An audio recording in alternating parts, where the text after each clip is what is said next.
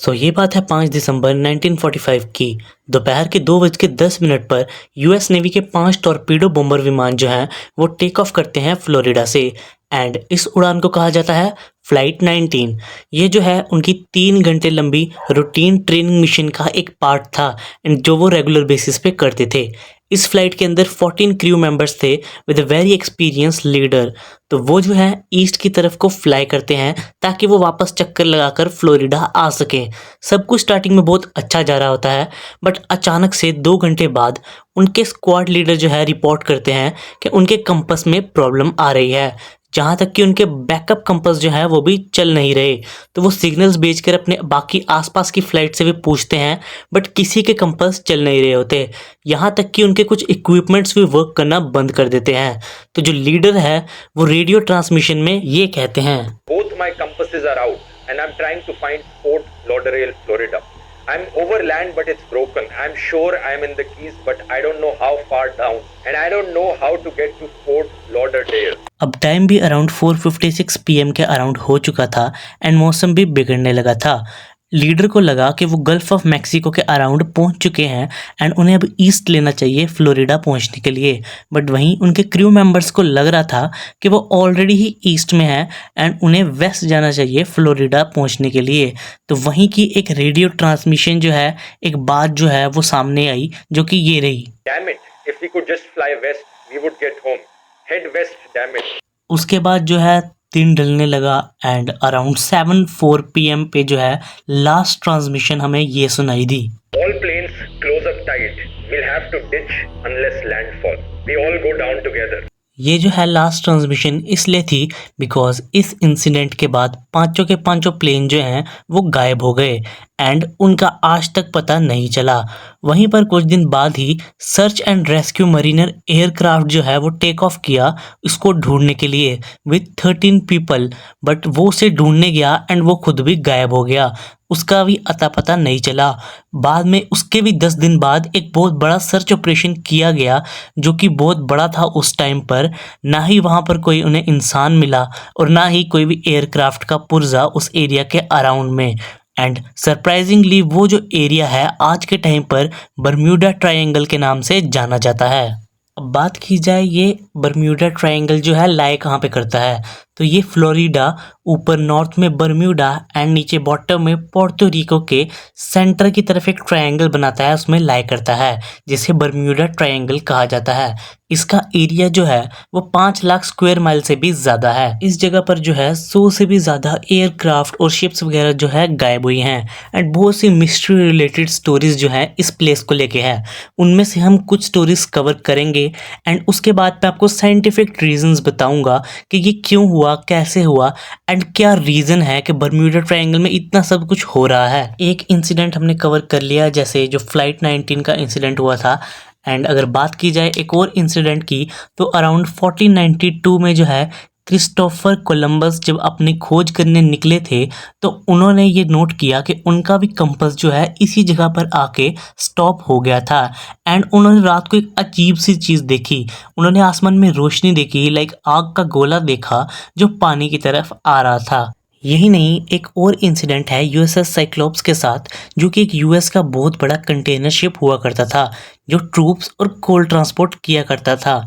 एक बार उसमें 306 लोग जो है जा रहे थे Washington to Brazil with 11,000 ton of manganese available in it and उसको 9 दिन लगने थे ट्रैवल करने के लिए। वेदर वगैरह भी सब बढ़िया था, बट अचानक से रास्ते में जो है वो कंटेनर या शिप आप कह सकते हैं वो गायब हो गया, जो कि यूएसएस के लिए बहुत बड़ा झटका था बिकॉज वो एक बहुत बड़ा कंटेनर था एंड वो रातों रात गायब हो गया, ना उसके पार्ट्स मिले ना कुछ। यहीं पर एक और मिस्ट्री जो सबसे ज़्यादा पॉपुलर है around Bermuda triangle cases is the mystery of Allen Austin. ये बात है अराउंड 1881 की। एक 210 फीट लंबा शिप जो है एलन ऑस्टिन वो लंदन से न्यूयॉर्क की तरफ जा रहा था एंड वहीं पर रास्ते में बर्म्यूडा ट्रायंगल के एरिया के आसपास उन्हें एक अबैंडन्ड शिप दिखता है। तो कैप्टन जो है देखते हैं वहाँ पर कोई क्रू मेंबर नहीं होते। वो 2 दिन तक वहाँ पर इंतज़ार करते हैं कि अगर कोई सामने क्रू मेंबर है तो आगे से जवाब मिले, बट उन्हें कोई जवाब नहीं मिलता। तो वो उस इन्वेस्टिगेट करने के लिए उस शिप पर जाते हैं। उन्हें कुछ भी नहीं मिलता, वहाँ पर कोई क्रू मेंबर नहीं होता, बस शिप अकेला जो है फ्लोट कर रहा होता है। उस टाइम पर जो है पायरेट वगैरह का भी खतरा हुआ करता था, बट वैसा कुछ केस लग नहीं रहा था बिकॉज सामान जो है सारा कुछ अपनी जगह पर पड़ा था। तो वो क्या करते हैं, अपने कुछ क्रू मेंबर्स को उस शिप पे भेजते हैं एंड सोचते हैं कि दोनों शिप कट्ठे कट्ठे जो है हम लेकर चलते हैं न्यूयॉर्क की तरफ को। तो वो दोनों शिप जो है पहले 2 दिन के लिए तो इकट्ठे इकट्ठे जा रहे थे, बट अचानक से 2 दिन बाद जो है बहुत ज़्यादा तूफान वगैरह आता है एंड दोनों शिप जो है अलग हो जाते हैं। बट बाद में वापस से उनको वो शिप दिखाई देता है उसी एरिया के अराउंड पर, बट फिर से उसमें क्रू मेंबर्स जो हैं वो नहीं होते, सभी गायब हो चुके होते हैं। ऐसा वो एक और बार ट्राई करते हैं, बट सेम सिनेरियो उनके साथ रिपीट होता है। तो वो बहुत ज़्यादा डर जाते हैं एंड अपनी शिप तक को भी वो भेज देते हैं। अब इन केसेस में कितनी सच्चाई है कितनी नहीं ये तो वेरीफाई नहीं किया गया एंड ना ही कोई बता सकता है। ये वही टाइप की स्टोरीज़ हैं जो पीढ़ियों से चलती आती हैं एंड इन्हें अर्बन लेजेंड्स कहा जाता है। एंड इस वजह से जो है बर्म्यूडा ट्रायंगल को बहुत से नाम से पुकारा जाने लग गया था। The graveyard of the Atlantic, the sea of the doom, ये सब वर्ड्स जो हैं 19 और 18 सेंचुरी में यूज़ होते थे। बट बर्म्यूडा ट्रायंगल जो पहली बार वर्ड यूज़ हुआ वो अराउंड 1964 में एक मैगज़ीन है आर्गोजी नाम की। Sorry for the wrong pronunciation अगर मैं प्रोनाउंसिएट रॉन्ग कर रहा हूँ, बट आर्गोसी नाम की एक मैगज़ीन थी जिसमें बर्म्यूडा ट्रायंगल का पहला जिक्र किया गया था। सो अब बात करते हैं थ्योरीज के बारे में और साइंटिफिक एक्सप्लेनेशंस के बारे में। पहले अगर हम कंपासेस की बात करें तो वो हम इजीली डिफाइन कर सकते हैं बाय मैग्नेटिक वेव्स फ्लक्चुएशन, यानी डिफरेंट एरियाज पर जो है मैग्नेटिक वेव जो है फ्लक्चुएट करती है अर्थ पर। यानी अगर आप अभी जहाँ पर बैठे हैं वहाँ पर आप कंपास वगैरह चलाएंगे तो आपको अच्छे तरीके से वो सारी लोकेशन बताएगा, north south east west. But जो अर्थ जो है ऐसी कई जगह होती हैं जहाँ पर जो पॉइंट होता है कंपासेस की मैग्नेटिक फील्ड्स का वो डिफर यानी फ्लक्चुएट कर जाता है। तो वो हम कह सकते हैं ऐसा एक एरिया है जहाँ पर सभी कंपास फ्लक्चुएट करते हैं। सेकंड रीज़न आता है शैलो एरिया, यानी शैलो एरिया मतलब इतना डीप वाटर नहीं है वहाँ पर। जैसे कि आप सैटेलाइट व्यू में भी देख सकते हैं तो बहुत शिप जो है पहले के वो टाइम पर वहाँ पर स्टक हो जाती होंगी। वहाँ पर हिडन शोल्स होते हैं, यानी स्पेस होती है जहाँ पर शिप अगर एक बार स्टक हो गई पानी के समुद्र के बीचों बीच तो वो निकल नहीं सकती। थर्ड रीज़न आता है हरिकेन्स एंड वाटर स्प्राउट्स।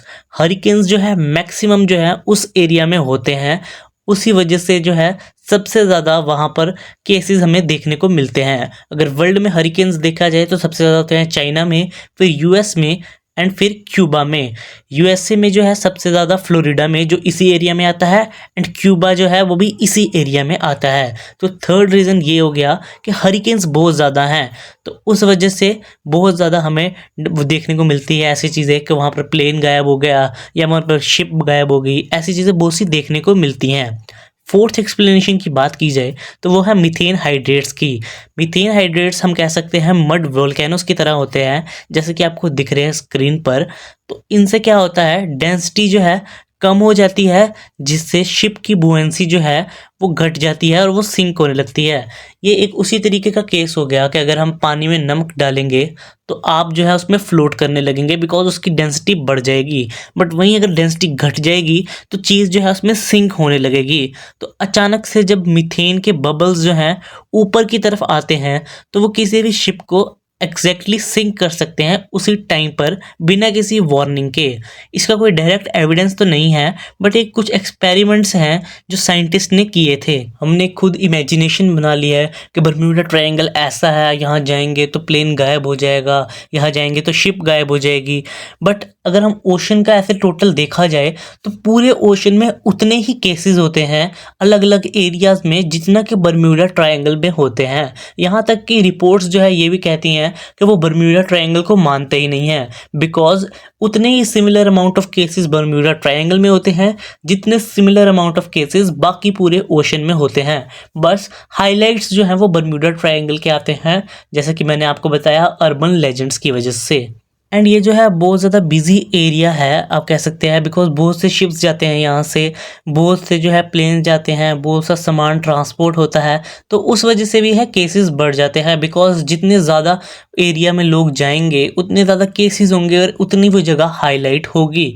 तो अब आप सोच रहे होंगे तो कोलंबस ने उस टाइम पर क्या देखा था, तो उसको भी हम ऐसे साइंटिफिकली कह सकते हैं कि वो एक मीटियोर हो जो उसने देखा हो पानी में गिरता हुआ, एंड उसने एक स्टोरी ऐसे लिखी हो, स्टोरी इन द सेंस कि उसने बताया, बट उस टाइम पर वो एक नॉर्मल मीटियोर था जो उस टाइम पर बर्म्यूडा ट्रायंगल के आसपास हुआ, तो उस वजह से एक लेजेंड बन गया, ये भी अर्बन लेजेंड बन गया। So hope so you all got my point कि ऐसा कुछ नहीं है बर्म्यूडा ट्रायंगल की मिस्ट्री जैसा जो हमने कोई सॉल्व की हो बैठ के, बस कुछ साइंटिफिक एक्सप्लेनेशंस हैं एंड कुछ जो है थोड़ा सा फैक्ट्स हैं जो मैंने आपको बताए। तो आज की वीडियो को यही ओवर करते हैं, मिलते हैं अपनी किसी नई इंटरेस्टिंग वीडियो में, तब तक के लिए सी यू, पीस आउट।